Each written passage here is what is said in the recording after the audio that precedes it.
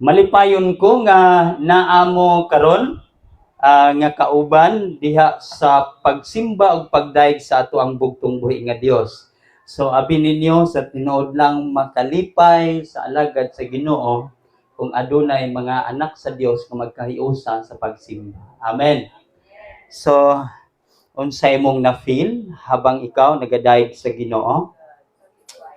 Every time mag-ampo mi sa matag buntag, siguro madunggan rami sa kanang mag-ano po din sa guma kay alas 3 sa kadlaw wa na gyud mag-ampo na gyud mi diha ang mahayagan.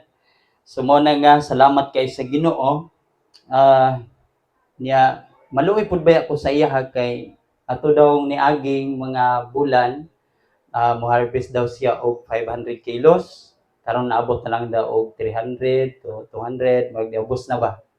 So ingon ako sa Ginoo nga Lord, pakusga pud in tawo ng tubod sa iyahang mga kahoy. Pero makita na murag nanobra wa matarong og salod. Nobra ang tubod. Salamat sa Ginoo, no? So muna nga dili lang sa atong kaugalingon kita mag-ampo apil pud sa uban. Okay? Nini nga kabuntagon dadon ko kamo diha sa tema nga nag-ingon adunay 4 ka punto apan 5 minutos ra. Ang kining unsa ni 5 minutos o 2 ka oras. Pero atong oras murag limitado naman kaayo atong oras. Di ta kaabot sa 2 ka oras ani. Murag ang makaya nato ani is 5 minutos ra gyud. No? Pero salamat sa Ginoo kay 56 man gani 10:56 na. No? Pero nang hinaot ko nga naa pagyapon ta des maayong panglawas o nga makapamati patang sa pulong sa Ginoo. Amen. So kinsay katulugon? Kay atong kantahan. Bitaw, salamat kayo sa Ginoo. Ingna imong katapad maminaw gyud ta. Amen. So kini nga mensahe dili lang ni para sa mga papa. Happy Father's Day diay sa tanan. Mga papa. So kaway-kaway sa des mga papa be. So salamat kayo sa Ginoo sa mga papa. So karon ang ato ang text makita diha sa Deuteronomy chapter 6 verse 6 to 7. Makita nato diha nga ingon din ni sa Deuteronomy 6:7 ingon pa niya 6 ngadto sa 7, ayaw ninyo kalimti kining mga balaod nga gihatag ko kaninyo karon. Itudlo kini kanunay sa inyong kabataan. Hisguti kini kung naa kamo sa inyong mga balay ug kung magpanaw kamo o sa dayon ninyong katulog o pagmata ninyo sa buntag. So dili na to hikalimtan now. Ang uban niini nga mensahe makita nato sa Josue 1:8. Amen ba?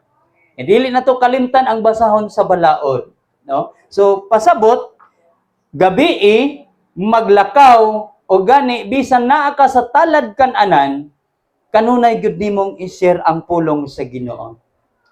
I remember, nakoy Tagalog English gamay. Naka-remember ko sa dapit kung diin asa mi gibutang sa Ginoo ni adtong mga panahon nga sa diha nga magkaon sila naa didto ang daghan nga mga sermon, na didto ang daghan nga istorya unya diha mahitabo nga ang usa sa iyang anak dili na ganahan mo kaon mohawa na lang kay naaman didto ang sermon. Paghisgot sa mga dili maayong nagakahitabo. No, so baliktad. Now dinhi sa pulong sa Ginoo, kung ikaw usa ka Kristohanon, ikaw nga papa kinahanglan mahimo jud kang pundasyon sa panimalay. Amen. Okay, paabot sa mo mga mama ha. Kay papa lang sa ni karon. Pero unya, bantayan mo na po inyo. Bitaw. No? Para ni sa mga papa din, ang papa is unang-una siya gyud ang pundasyon sa mao nga panimalay, no? So mga igsoon, unsa ang una nato o unsa ang unang mahitabo kung ikaw nga papa makadungog sa pulong nga papa, unsa ang imong bation, no?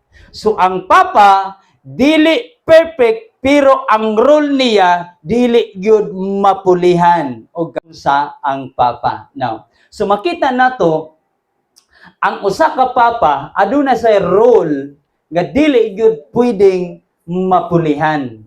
Apan subo nga palandungon kay ang role sa pagkapapa o pagkaginikanan pwedeng mawala. Pero ang giingon dinhi, ang usa ka papa is pundasyon gyud sa panimalay. Pasabot kung mawala ang papa, nagpasabot nga murag dili na kaayo nindot o himsog o maayo nga pagdumala ang usa ka pamilya. Kay wala na may father di pamilya, no?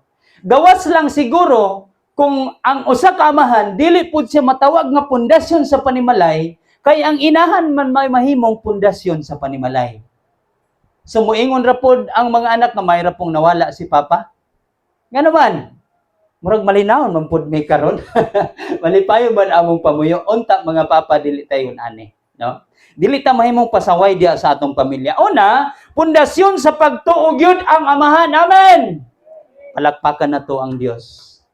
Ino na to atong kinabuhi, pundasyon dede ko sa pagtuo. Kini nga pulong sa Deuteronomy chapter 6 verse 6 ngadto sa 7, mao kini ang mga pulong nga nagatudlo kanunay kanato ug nagadasig kanatong mga amahan natong itudlo ngadto sa iyaha. Doon na ba'y pundasyon nga amahan o doon na ba'y amahan nga dili niya mahimo kining pagtudlo mahitungod sa pulong sa Ginoo. Kasagaran natong gitudlo nak ingon anion nimo buhi ning mga tanom na, ingon anion nimo pagtanom, ingon anion nimo pagdumala na. So ang kanunay natong ginatudlo puro lang gyud kalibutan. Wala nato matudlo ang espiritual nga bahin, no? So adlaw ug gabi bisan namo sa kananan kailangan itudlo ang pulong sa Ginoo. Ang trabaho sa papa dili lang mo provide og kwarta, dili lang muhatag og balon sa mga anak, mas importante mutudlo pud ta mahitungod sa pulong sa Ginoo. Amen. Kay kanunay natong giuna-una, unsa na po ipabalo nato sa ilaha, unsa na po ipasud-an, unsaon nato na ang ilahang kaugmaon, tanan atong giuna-una, unsaon nato pag-provide sa ilaha sa kwarta o sa inadlaw nilang panginahanglan. Ang importante pud mga higala, mga papa, nga ang pulong sa Ginoo kabalo pud tang mo provide sa ilaha. Amen. Dili lang sa kwarta. Dili lang sa mga butang nato sila pagapunon, kundi diha usab sa pulong sa Ginoo. Papa, dili lang kinahanglan kabalo ka manginabuhi. Kabalo ka mo diskarte. Kundili kabalo pud ka nga mo pagkaon sa pulong sa Ginoo sa imong mga kabataan. Amen. Mao na pinaka-importante. Unsaon man nato nga buhong sila sa tanan? Naa sila'y mga cellphone, na sila'y nagkadaiyang sakyanan, naa sila'y nagkadaiyan nga mga house and lot. Tanan gi-provide na nimo. Naa sa ilaha, pero wala sa ilaha ang pulong sa Ginoo.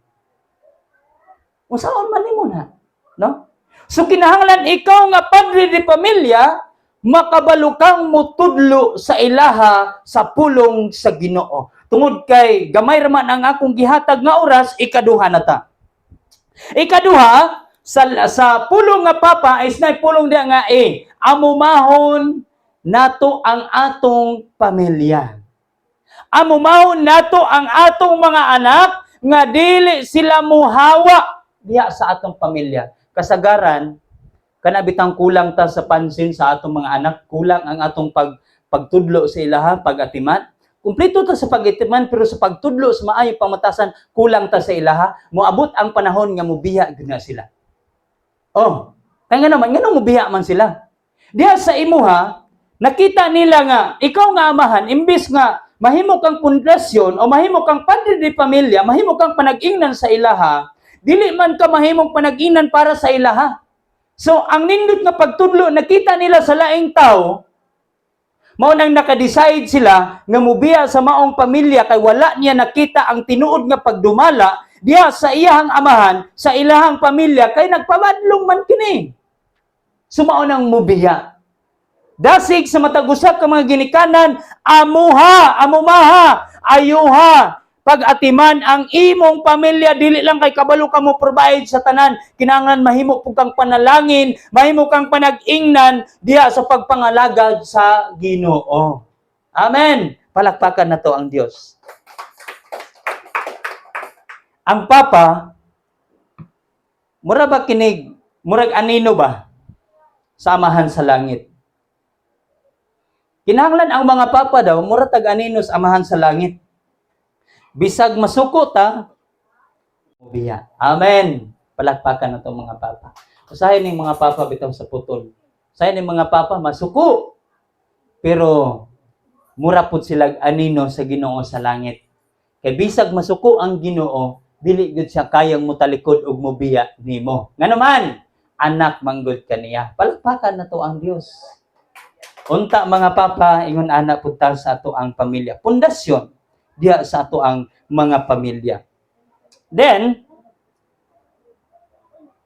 sa mga anak pod o sa mga asawa, abi ninyo sa tinuod lang gyud, kining mga papa, dili man gyud perpekto. Hello mga anak, nga asawa, dili gyud perpekto ang papa. Dunay time nga madaon pod. Oh, nagkinahanglan pod siya og pagdasig diha sa bungbong sa panimalay. Kinsa may bungbong sa panimalay?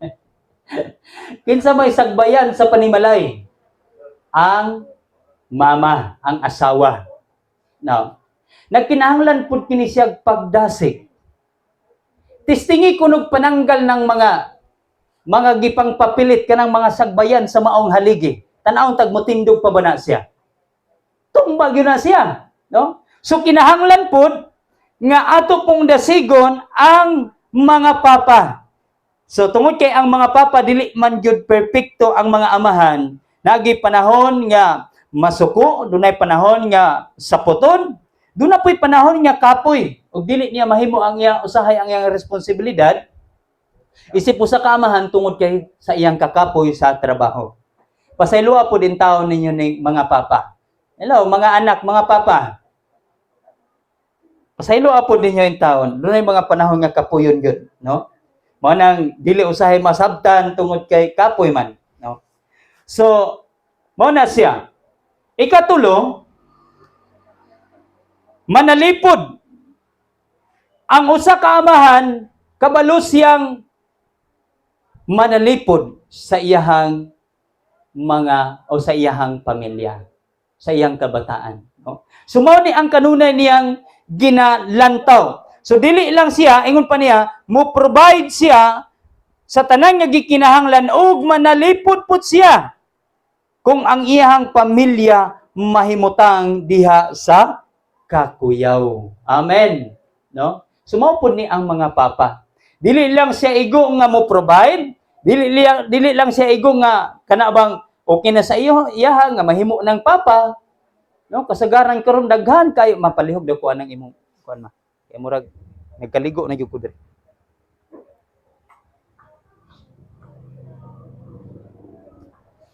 Daghan kayo ang nangandoy nga mahimong papa.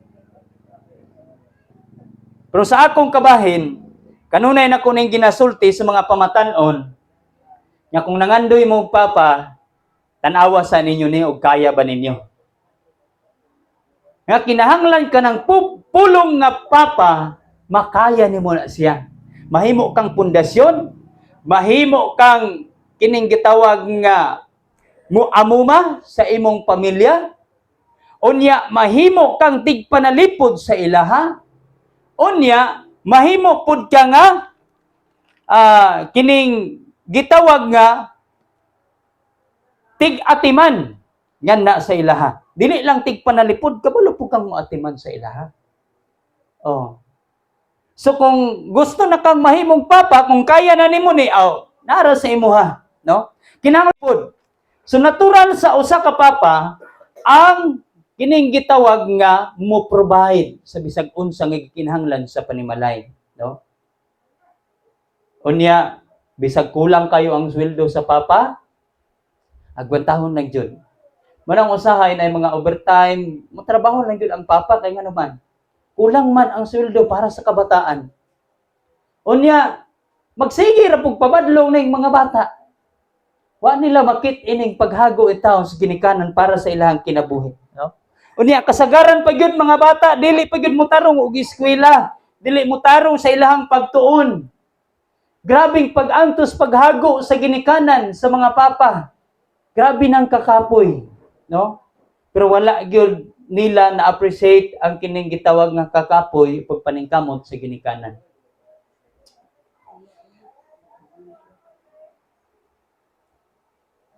Sa tanan nga gibuhat sa amahan, kita na sa Ginoo. Kung wala ka magtarong nga amahan o papa sa imong pamilya, nakakita na ang Ginoo, no? Ug ako mangutan na karon, ang tubag lang nimo is amen. Nagatudlo ba ikaw sa pulong sa Ginoo sa imong kabataan? Palakpakan na to ang Dios. Igalaigson kung wala pa kang kasugod pagtudlo sa imong kabataan para sa pulong sa Ginoo, tudloin na sila karon. Kay nganuman moabot ang panahon nga kita mawala na gyud sa atong memory. Ang mga bata na po'y mutudlo sa ato ag bersikulo. Nay, tay, unsa ganito yung bersikulo, tay? Wala na mga bata. Ugwa ni mo na tudloy, nawag yun na sa bersikulo para sa imo. O yun ang mga bata nga, unsa nga itong bersikulo ni mo, tay? Sigara po ni mo ang mata. Nya atong bersikulo, tay, karon kay the Lord is my shepherd, I shall not want. Mubalik. Pero kung wa po mo gitudloy mga bata, kabalo kung sa imo mga bata nimo, sipa-sipao na ka. Bawar mo niyo kagyan tigwa nga ka, wa kay ayo. Oh, kay wa man natutudloy ug maayo. Pero kung tudluan nato ang atong mga bata mahitungod sa pulong sa Ginoo, ang gisulti sa Deuteronomy nga tudluan nato mga bata dayong katulog, pagmata, ug bisan sa pagkaon ngadto sa paglakaw nato, tudluan nato ang mga kabataan mahitungod sa maayong pamatasan ug mahitungod sa pulong sa Ginoo. Mao ni importante. Kinahanglan mga papa dili ta masukwahi niini, no? Tungod kay ang Dios nakakita sa atong mga pagkinabuhi. Kung wala man nakakita ang atong mga asawa sa ato ang mga sekreto, ang Ginoo nakakita. Kung nga man nakakita ang atong asawa kung giunsa nato pagdumala ang maong pamilya, ang Ginoo nakakita. Ug nagbinugaong pug ka, grabe po nagbinugaong. Ug nagbinugaong pug ka sa imong pagpangalagad sa Ginoo isip amahan, ang Ginoo nakakita pod nimo. So, agig pagtapos,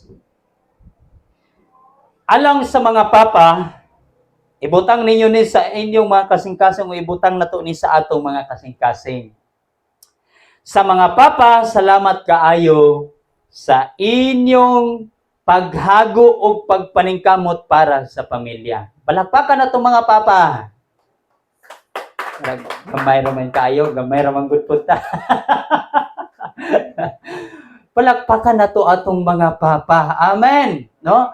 Tungod kay bisan kapoy na kaayo na agihapon sila, nagastand gihapon sila, isip padre di pamilya. Amen. Grabe. So, dili man ka perpekto nga papa, pero hinumdumi ni. Hinumdumi.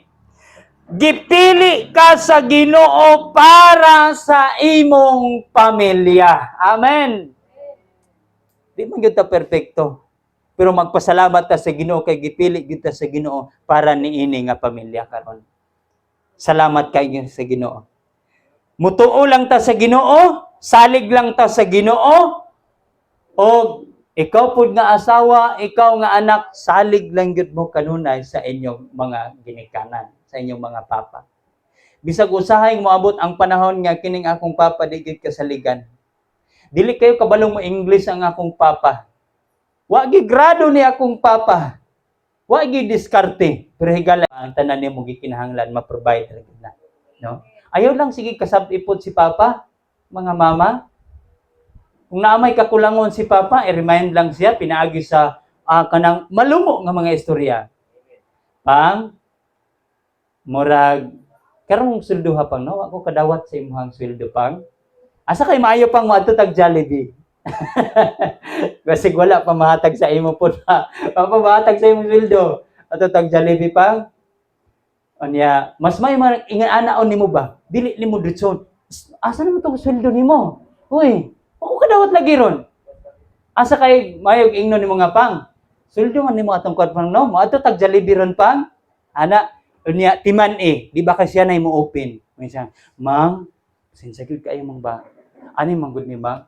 Akong kwarta ba nagamit jud nako dito sa importante man gud pud kaayo oy. Mo tong akong sweldo karon ay makaingon na pud ka mo nang dili wala kay daghang pangutana. Kay kung ikaw ang daghang pangutana, asa mo to sweldo ni Bigon? Asa mo sweldo na?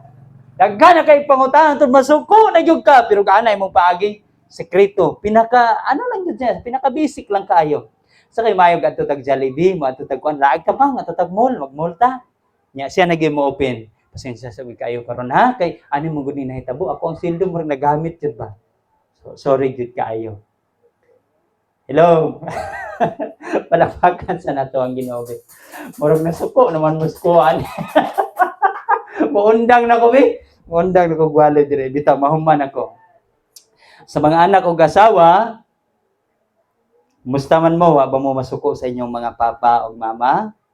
O wala ba mo masuko sa inyong bana? No? Although doon na may mga panahon nga masuko ta, pero kanang ang Dios ra gyud may nakabalo ni anang tanan, no? Mga ra gyud tagpasaylo. Okay? Sa dili pa ko mo manaog dinhi gihangyo nako ang mga papa